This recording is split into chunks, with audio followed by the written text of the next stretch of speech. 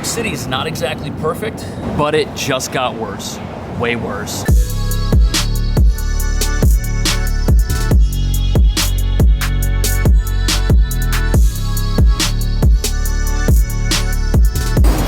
Here we are in Midtown, New York City. It's a great city, but right now it's got a lot of problems that some people would say are self-inflicted. Overall crime in New York City is up 31% from 2019, which is the highest it's been in 15 years. Murders are up 33%, burglaries 45%, and robberies 29%. Look at this, a couple days ago, somebody set a police car on fire just a few blocks south of where we are right now. The suspect is described as being white with blonde hair, wearing a black backpack and a blue hoodie and a black jacket, so it's definitely not me. And look at this, an hour ago, police encountered a suspect a few blocks away, and they are barricaded in their apartment, and the streets closed off. Now, this is a big city, so certain amounts of mayhem and pandemonium just come with the territory. But statistically, there's more of it going on now than there was just a few years ago. And you know where it's really gotten bad? Down here.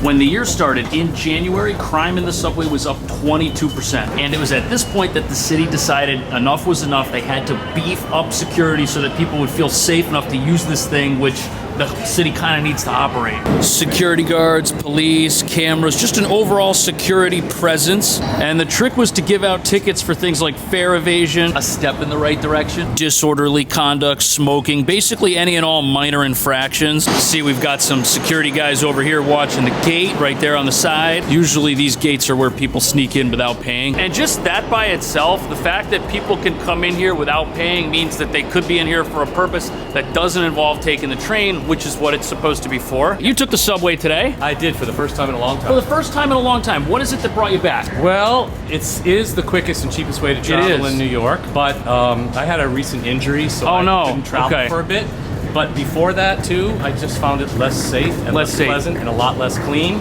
I'm not sure that that's really improved a lot. Because of my dissatisfaction with the subway, I used to think nothing of just going round trip on the subway. Now, quite often, I will take it one way and go out of my way to walk the crosstown blocks to take the bus back, so I get the free transfer, just because I feel like the MTA doesn't deserve double my money. That's a New York City life hack. Yeah. The free transfer. There you go. You're welcome. Subscribe. I've got more coming. The number of summons given has increased 76%. 10,000 extra tickets have been given out. That's a lot. And the reason this is controversial is because not everyone thought that cracking down on all types of crime was going to stop or prevent major types of crime. They thought it might actually make it worse by loading the subway with more cops. But surprisingly, there's been a reduction in all categories of subway crime except burglary.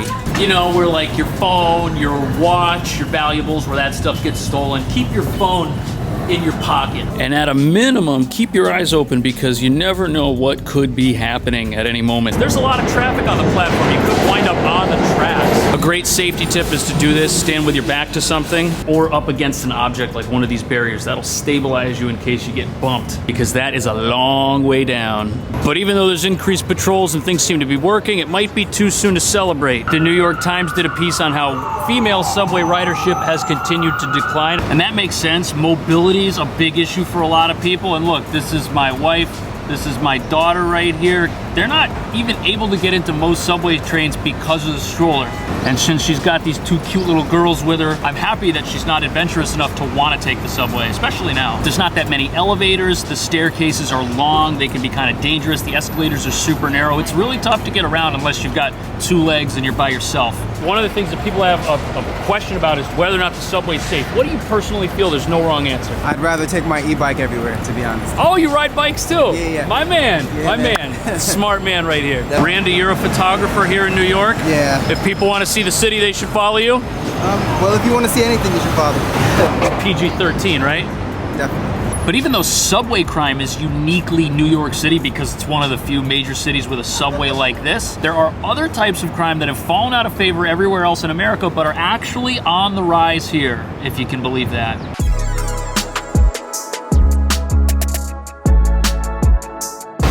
That's a bank, believe it or not. And look at this.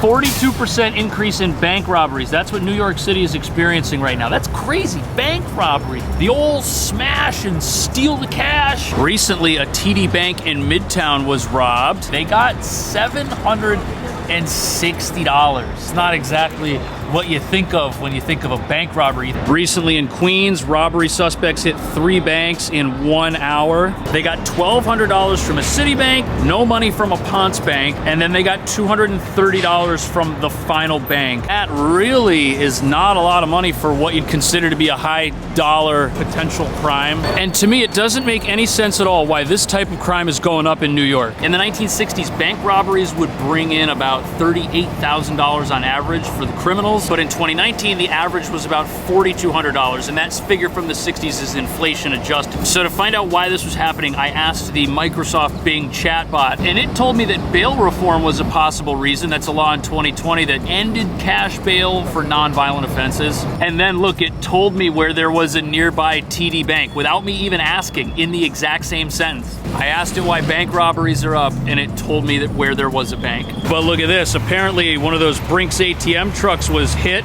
for $300,000. And according to the New York Post, this guy ran off with the money. So in New York, when one type of crime goes down, another type goes up. It's very interesting. It's like a seesaw, and that's because the city doesn't have the resources to cover all of the problems that are happening here simultaneously.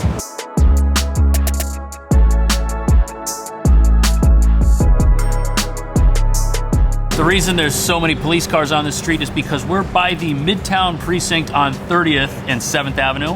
And one of New York's problems is that they have a massive shortage of police. This is actually an undercover. Look at that, you can see little lights right there under the bumper. YPD parking badge. And according to the New York Times, officers are leaving because of low pay and high levels of work. And I was actually shocked to find out that if you become a cop today and you drive this thing, your pay is $42,500 a year. That's it. After 5 years, most officers make around $85,000 a year. That's definitely a lot better, but there's no way you're gonna rent any apartments near where you might work. You have to make 40 times the rent to qualify. So at $40,000, you're looking at $1,000 a month. There is nothing for that price, not even a bedroom. So yeah, if you're not gonna pay people enough to live here and do their job, it kind of makes sense that the only people who can consider it are people who already live with family. Maybe they live in like an inherited rent-stabilized apartment or a home that's been in their family for many years. Lying. I'm lying. No, I'm not. If you were to raise the pay, you might have more people that are willing to become police. Is that the right decision? Mayor Adams thinks that that's the right move, and he's got a sneaky way to get the money that a lot of people are upset about. Camera stuff. There's an iPad in there. Cool. Nice to meet you.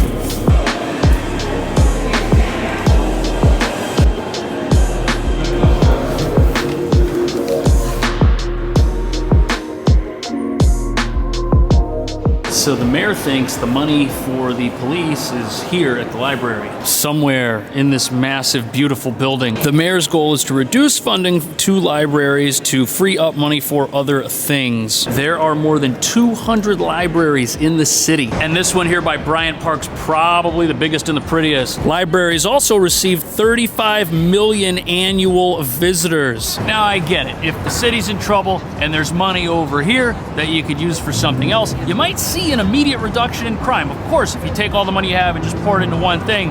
But how long is that going to happen? Are we still going to be able to have nice things? Some would also argue that defunding things like libraries that might make people smarter could possibly result in lower overall intelligence of the entire city.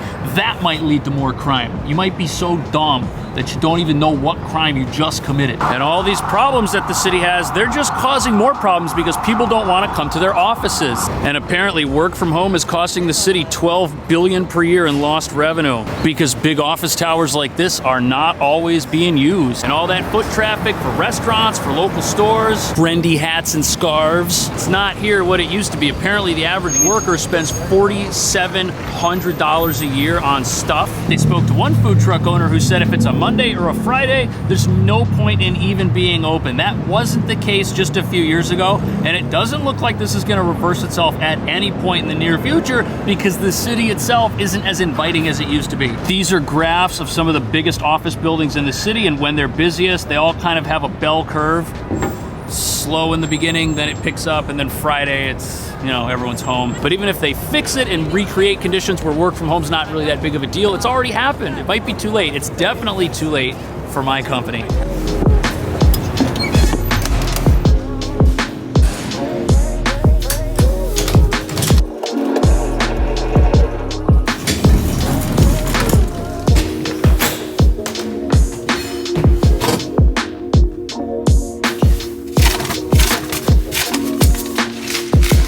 These are commission checks, and this is the city's smallest real estate office. We had a massive office, but we downsized. Now everybody works remote. It's got internet, 3 computers, permission to operate, and look, there's even power. Isn't that pretty cool? Lights. And now that work from home is as popular as it is, I can't convince people to come back to an office. So why am I gonna pay for one and try to make that happen again? I'm saving so much money. And if we have to have actual meetings, we could do them out here in the hallway, but WeWork will give you on-demand meetings. So we use their meeting rooms when we need to. Find a good place for this. Maybe here, so if it falls, it doesn't have too far to go.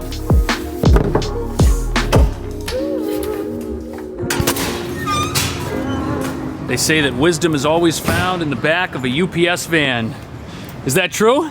Yes, it is. How you doing? I'm doing well. What do you think? New York City, is it headed up or headed down? Is it flatlining? What do you think? It might be peaking up. Might be peaking? Yeah. That's what I hope.